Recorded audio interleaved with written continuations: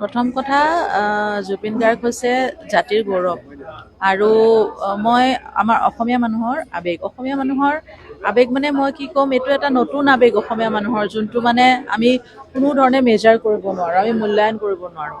সেই আবেগতে অসমীয়া মানুহে বিভিন্ন মুৰাল আঁকিছে বিভিন্ন জেগাত, ক'ৰবাত ৱালত, ক'ৰবাত ব্ৰিজৰ তলত, ক'ৰবাত স্কুলত, দেৱালত, তেনেকৈ তেওঁলোকে এইটো মৰমত কৰিছে। মই ভাবোঁ এইটো এটা মৰমৰ প্ৰকাশ, মানুহৰ আবেগৰ প্ৰকাশ।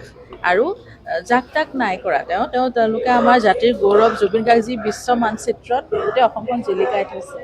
গোটেই বিশ্বই জুবিন গাৰ্গৰ ওপৰত চৰ্চা কৰিছে, তেওঁৰ ওপৰত ৰিচাৰ্চ কৰিবলৈ আৰম্ভ কৰিছে। তেনেস্থলত আমাৰ অসমত নিজৰ জেগাতে যদি জুবিন গাৰ্গৰ প্ৰতিচ্ছবিসমূহ মুচি পেলোৱা হয়, তাতকৈ দুখৰ কথা একো হ'ব নোৱাৰে। চ' বহুত দুখ পাইছোঁ এইটো দেখি। মই ভাবোঁ তেওঁৰ ফটোখিনিয়ে এনেকুৱা ধৰণৰ কিবা অসুবিধা কৰিছে বুলি মই নাভাবোঁ।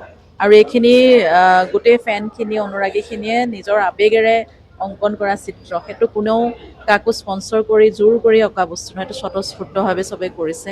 গতিকে তাত যথেষ্ট আবেগ আৰু সন্মান, মৰম জড়িত হৈ আছে।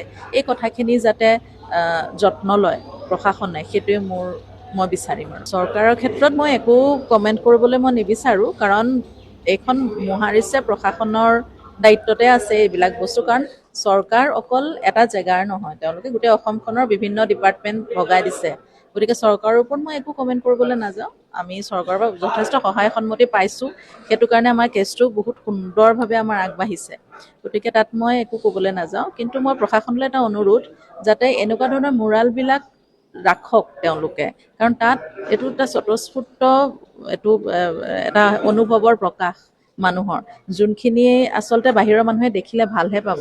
তেওঁলোকেও জানিব যে ইয়াত এনেকুৱা এজন জুবিন গাৰ্গ মানুহ আছিল, যি এতিয়াও মানুহৰ মনত এতিয়াও আছে, মানে হৃদয়ত। আৰু তেওঁ কি কি কাম কৰিছে জানিব, তেতিয়াহে মানুহে জানিব, হয়নে নহয়? সেই কথাখিনি প্ৰয়োজন।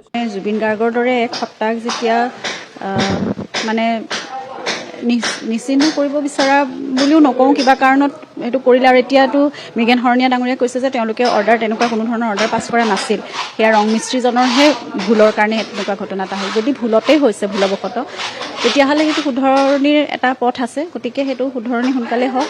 আৰু আমাৰ জাতীয় জীৱনৰ এজন চিনাকি এক সত্তাক, আমাৰ সাংস্কৃতিক জীৱনৰ, মোৰ অকল স্বামী বুলি মই জুবিনৰ কথা নকওঁ, গোটেই অসমীয়াৰ এক পৰিচয় আৰু এক গৌৰৱ মানে কৰিব পৰা এক সত্তা। তেওঁৰ এখন ছবি, এখন মুৰালে মই ভাবোঁ কেতিয়াও আমাক আৰু গৌৰৱ বা আমাক কিবা এটা চিনাকিহে দিব পাৰে। এখন চহৰখন বেয়া কৰিব বা কিবা এটা নেগেটিভ কিবা এটা ইম্পেক্ট কৰিব বুলি মই কেতিয়াও নাভাবোঁ জুবিনৰ এখন ছবিৰে। গতিকে সেই কথাটো চাওক, কোনোবাই খুব আবেগেৰে এখন ছবি আঁকিছিলে, মাৰ্শ্বেল, তেওঁ এজন শিল্পী। গতিকে এজন শিল্পীৰ মহাপ্ৰয়াণত সেই আন এজন শিল্পীয়ে খুব আবেগেৰে কান্দি কান্দি গোটেই ৰাতিটো সেইখন ছবি অংকন কৰিছিলে। আৰু সেইখন ছবি তেনেকুৱা নাইকিয়া হৈ যোৱাটো সকলোৰে বাবে আবেগৰ কথা। সেইকাৰণে আমিতো পৰিয়ালৰ মানুহ হিচাপে বা মই পত্নী হিচাপে সেইটো সদায় বিচাৰিম যে য'ত জুবিন আছে, এখন ফটো হ'লেও সেইখন খুব মৰমেৰে সকলোৱে খুব সুন্দৰকৈ, মানে ভালকৈ আলফুলকৈ ৰাখক। গতিকে সেই ক্ষেত্ৰত এখন ছবি ৰং কৰি নোহোৱা কৰি পেলোৱাটো মোৰ কাৰণে খুব দুখৰ কথা। সেইটো আচলতে মই সেইকাৰণে ফেচবুকত লিখিছোঁ যে মোৰ কোনো খং বা ক্ষোভ এতিয়া নাই, মই খুব দুখ পাইছোঁ এইটো কথাত। আৰু যদি ভুলবশতঃ কিবা কাৰণত হৈছিলে, তেতিয়াহ'লে নিশ্চয় সেইখিনি শুধৰণিৰ পথ আছে, সেইখিনি শুধৰণিৰ স্ক'প আছে, কৰি পেলালে হ'ল। যদি তেওঁলোকৰ ভুলৰ কাৰণে হৈছে বুলি যেনেদৰে কৈছে, তেতিয়াহ'লে সেই ভুলটো শুদ্ধ কৰিবলৈ সেয়া আঁকিবলৈ দিয়ক, যেনেদৰে হয়, যিটো সুবিধা হয় যেনেদৰে কৰিব পাৰি। কাৰণ এতিয়া যান জঁট বহুত বেছি হয় বাৰু এই সময়টোত, মানে দিনৰ সময়টোত। গতিকে এতিয়া যদি অসুবিধা হয়, ৰাতিৰ সময়টোতো কৰিব পাৰে, সেইটো কৰক। মানে তাত উপায় বহুত আছে আচলতে, ইচ্ছা থাকিলে। সেইটোৱে কথা। সকলোকে নমস্কাৰ। মই মাৰ্চেল বৰুৱা।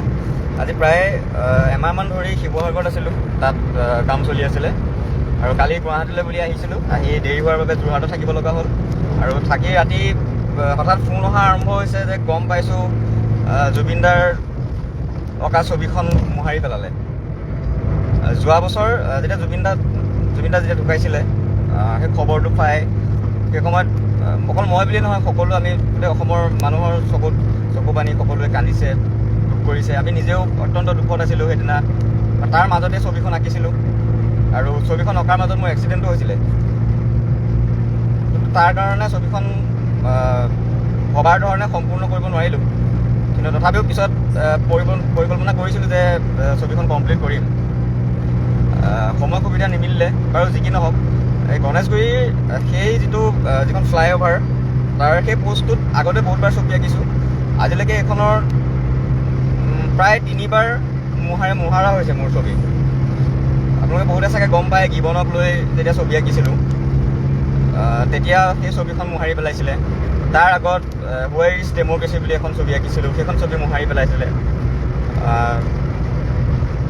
এতিয়া শেষত জুবিনদাৰ ছবিখন মোহাৰি পেলালে মানে আচৰিত লাগিছে মানে ভাবি ক'বলৈ একো ভাষা নাই মানে কেনেকৈ প্ৰকাশ কৰিম জুবিনদাৰ ছবিখন মোহাৰাৰ ইমান সাহস কেনেকৈ কৰিব পাৰিলে সকলোৰে এজন আৱেগৰ বুকুত সোমাই থকা এজন ব্যক্তি ইমান এইটো বৰ দুখ লগা কথা মই আচলতে ভাষা বিচাৰিব নাই কেনেকৈ প্ৰকাশ কৰিম মই এতিয়া বৰ্তমান আহি আছোঁ যোৰহাটৰ পৰা আজি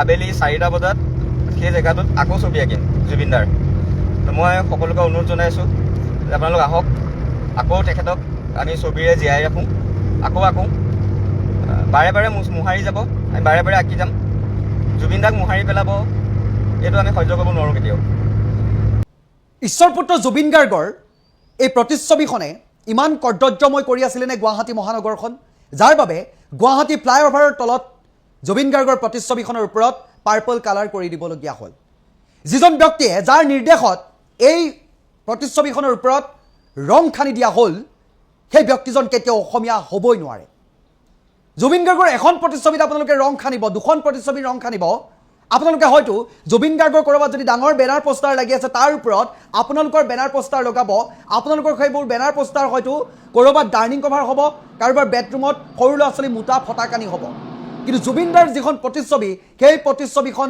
লাখ লাখ জুবিন অনুৰাগী অসমীয়া জাতিৰ জীপাল প্ৰতিজনৰ হৃদয়ত যে অংকিত হৈ আছে ইয়াত কিন্তু আপোনালোকে যি কালাৰ দিলেও যুগান্তৰলৈ কিন্তু ইয়াত মোহাৰিব নোৱাৰিব মচিব নোৱাৰিব চন্দ্ৰ সূৰ্য যেতিয়ালৈকে থাকিব তেতিয়ালৈকে জুবিনদাৰ এই ধাৰা অব্যাহত থাকিব ব্ৰহ্মপুত্ৰ যেতিয়ালৈকে থাকিব জুবিনদাৰ এই ধাৰা জাতিষ্কাৰ হৈ থাকিব প্ৰতিজন অসমীয়া খিৰে খিৰে ৰন্ধে ৰন্ধে প্ৰবাহমান হৈ থাকিব এই কথাবোৰ সকলোৱে মনত ৰখাটো উচিত জুবিনদাৰ প্ৰতিটো সময়তে কেৱল মাত্ৰ বিলাই গ'ল সকলোৰে বাবে সময় সকলোৰে বাবে বিলাই গ'ল ত্যাগ জুবিনদাক বৰ্তমান সময়ত ক'তো থাকিবলৈ দিয়া নাই শান্তিত থাকিবলৈ দিয়া নাই সকলোতে মাত্ৰ মানুহজনক অশান্তি আৰু অশান্তি টকা পইচা বিলাই জুবিন গাৰ্গে মৰম বুতলা মানুহ নাছিল সকলোৰে বাবে কেৱল মাত্ৰ বিলাই গৈছিল মৰম ভাল পোৱা অসহায়জনক সহায় যিজন ব্যক্তিয়ে থিয় দিছিল সেই ব্যক্তিজনকে আজি শান্তিত থাকিবলৈ নিদিয়া হ'ল কিয় ইমান আমনিদায়ক আছিল নে জুবিন গাৰ্গ টকা পইচা বিলাই মৰম কিনা ব্যক্তি নাছিল জুবিন গাৰ্গ সেইজন ব্যক্তি আছিল যিজনে অহৰ্নিশে কেৱল মাত্ৰ জনতাৰ বাবে সকলো বিলাই গ'ল জুবিন গাৰ্গক আপোনালোকে এখন ৱালৰ পৰা মুছি পেলাব পাৰিব কিন্তু হাজাৰ হাজাৰ অনুৰাগীৰ এই হৃদয়খনৰ পৰা কেতিয়াও মুছি পেলাব নোৱাৰিব আৰু যিজনৰ নিৰ্দেশত জুবিন গাৰ্গৰ এই প্ৰতিচ্ছবিখন মোহাৰি পেলোৱা হ'ল সেই ব্যক্তিজন কেতিয়াও অসমীয়া হ'বই নোৱাৰে জুবিন গাৰ্গৰ সেই প্ৰতিচ্ছবিখনে ইমান কৰ্তব্যময় কৰি আছিলেনে গুৱাহাটী মহানগৰখন গণেশগুৰি ফ্লাইঅভাৰৰ তলত ঈশ্বৰপুত্ৰৰ জুবিন গাৰ্গৰ যিখন প্ৰতিচ্ছবি মোহাৰি পেলোৱা হ'ল সেই ছবিখন মোহাৰি পেলোৱা কাৰণ কি জানিলে আপুনি আচৰিত হ'ব প্ৰধানমন্ত্ৰী আহিব আৰু তাৰ বাবে পাৰ্পল চিটি বনাব পাৰ্পল চিটিৰ তাগিদাত বৰ্তমান সময়ত ঈশ্বৰপুত্ৰৰ ছবিখন মোহাৰি তছনছ কৰি পেলালে সেইজন ঈশ্বৰপুত্ৰ যিজন ঈশ্বৰপুত্ৰ জীৱিত কালতো চৌদিশে জয় মই কৰি গ'ল সেইজন ঈশ্বৰপুত্ৰ যিজন ঈশ্বৰপুত্ৰৰ মৃত্যুৰ পাছতো সমগ্ৰ বিশ্বক চিনাকি কৰাই থৈ গ'ল এখন অসম হয় অসমত আছিল এনেকুৱা এটাই মাত্ৰ মাষ্টাৰপিচ সেইজনে হৈছে one and only Zubeen Garg আৰু আজিৰ দিনটোত জুবিন গাৰ্গৰ সেই ফটোখন মুছি কি প্ৰমাণ কৰিব বিচাৰিলে আকৌ আজিৰ দিনটোত আকৌ জুবিন গাৰ্গৰ প্ৰতিচ্ছবি সেই স্থানতে যি স্থানত মোহাৰি পেলোৱা হ'ল জুবিনদাৰ প্ৰতিচ্ছবিখন সেই স্থানতে পুনৰ অংকন কৰিব ছবিখন পুনৰ অংকন কৰিব সেইজন চিত্ৰশিল্পীয়ে যিজন চিত্ৰশিল্পীয়ে এই ছবিখন পূৰ্বে অংকন কৰিছিল মাৰ্চেল বৰুৱাই অংকন কৰিব প্ৰতিচ্ছবি সকলোকে কৈছে আহোয়া ওলাই আহ জুবিনদাৰ প্ৰতিচ্ছবি আকৌ 4 বজাত আজি অংকন কৰা হ'ব সেই স্থানত কিয় মানুহজনক ক'তো থাকিবলৈ ভালদৰে শান্তি দিয়া নাই? এখন মাত্ৰ ফটো, কমৰেড নেভাৰ ডাই, এই শব্দটো কাৰোবাৰ বাবে ভয়ৰ কাৰণ নেকি? যাৰ বাবে জুবিন দাৰ এই প্ৰতিচ্ছবিখন মোহাৰি পেলোৱা হ'ল। গৰিমা শইকীয়া গাৰ্গে আক্ষেপ কৰি, দুখ প্ৰকাশ কৰি তেখেতে সামাজিক মাধ্যমত পোষ্ট কৰিব লগা হ'ল যে ইমান কৰ্তব্যময় কৰি আছিলেনে এই ফটোখনে, যাৰ বাবে পাৰ্পল কালাৰ কৰি দিব লগা হ'ল ছবিখনৰ ওপৰত। জুবিনদাৰ ছবিখন নোমোহৰাকৈ এই কামটো কৰিব পৰা নগ'লহেঁতেননে? আজিও জুবিনদাৰ হত্যাৰ অভিযোগত অভিযুক্তসকল আজিও কাৰাবন্দী। ন্যায়ৰ অপেক্ষাত হাজাৰ হাজাৰ জনতা। কোনো ধৰণৰ এটা সদুত্তৰ লাভ কৰা নাই অসমীয়া জাতিয়ে, অসমীয়াই, জুবিন অনুৰাগীয়ে কোনো ধৰণৰ সদুত্তৰ লাভ কৰা নাই। আৰু এইখিনি সময়ত দেখিবলৈ পোৱা গৈছে মানুহজনক ক'তো ভালদৰে থাকিবলৈ শান্তি দিয়া নাই। ক'ৰবাৰ পৰা মোহাৰি পেলাইছে, ক'ৰবাত হৰ্ডিঙৰ ওপৰত বেলেগ হৰ্ডিং, প্ৰচাৰৰ হৰ্ডিং লগাইছে। মুঠৰ ওপৰত জুবিন দাক কেৱল মাত্ৰ ঢাকিব বিচাৰিছে। ঢাকক, যিমান পাৰে আপোনালোকে ঢাকিবলৈ চেষ্টা কৰক। ক'ৰবাত ৰং পেণ্ট কৰি ঢাকিবলৈ চেষ্টা কৰক, ক'ৰবাত জুবিন দা হৰ্ডিঙৰ ওপৰত আপোনালোকৰ বেনাৰ পোষ্টাৰ লগাই দিয়ক। আপোনালোকৰ সেই পইচা দিয়া বেনাৰ পোষ্টাৰবোৰ হয়তো এদিন বতাহে ফালি পেলাব, হয়তো তাৰ পৰা কোনোবাই এৰুৱাই লৈ গৈ কাৰোবাৰ বেডৰুমত ক'ৰবাত ডাইনিং কভাৰ কৰিবগৈ। কিন্তু জুবিন দাৰ সেই ছবিখন প্ৰতিজন অসমীয়াৰ হৃদয়ত এখন কবচ হিচাপে বৰ্তমান সময়তো ইয়াত অংকিত হৈ আছে। ইয়াৰ পৰা অংকিত কৰি ৰখা এই ছবিখন কোনে মোহাৰিব পাৰিব? ইয়াৰ পৰা কোনেও নোৱাৰে। টকা পইচা বিলাই জুবিন দা জনপ্ৰিয় নহয়। আজি আছোঁ কাইলৈ নাই, জুবিন দা তেনেকুৱা বস্তু নহয়।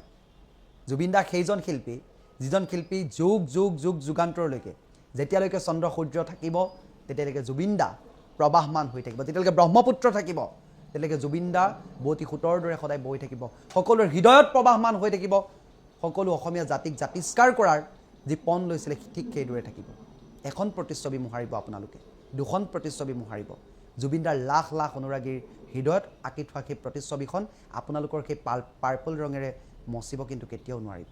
আজি 4 বজাত মাৰ্চেল বৰুৱাই সেই স্থানতে অংকন কৰিব জুবিন দাৰ পুনৰ প্ৰতিচ্ছবি।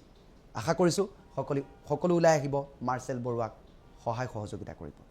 আপুনি ফ্লাইঅভাৰ তলৰ পৰা মুখ্যমন্ত্ৰী হিমন্ত বিশ্ব শৰ্মা ডাঙৰীয়া ফ্লাইঅভাৰ তলৰ পৰা জুবিনদাৰ চিত্ৰাংকন মুচি পেলাব পাৰিব, কিন্তু এই আমাৰ অন্তৰৰ পৰা, প্ৰতিগৰাকী অসমীয়াৰ অন্তৰৰ পৰা জুবিনদাৰ যিটো প্ৰতিচ্ছবি কেতিয়াও মোহাৰি পেলাব আপুনি নোৱাৰে। অসমৰ যিবিলাক আপুৰুগীয়া সম্পদ আছে তাত গড়ৰ প্ৰতিচ্ছবি আমি দেখিছোঁ, তাত অসমীয়া বিহুৰ আপোনাৰ নাচি থকা আমি প্ৰতিচ্ছবি দেখিবলৈ পাইছোঁ, তাত আপোনাৰ চৰাই, বিভিন্ন চৰাই আমি প্ৰতিচ্ছবি দেখিবলৈ পাইছোঁ, এশিঙীয়া গড়ৰ প্ৰতিচ্ছবি আমি দেখিবলৈ পাইছোঁ। তাত অসমৰ সম্পদ আমাৰ হিয়াৰ আমঠু জুবিনদাৰ প্ৰতিচ্ছবিটো কিয় থাকিব নোৱাৰে? আজি ফ্লাইঅভাৰ বিলাকত জুবিনদাৰ প্ৰতিচ্ছবিটো কিয় থাকিব নোৱাৰে সেই প্ৰশ্নটো আমি বিজেপি চৰকাৰক উত্থাপন কৰিছোঁ।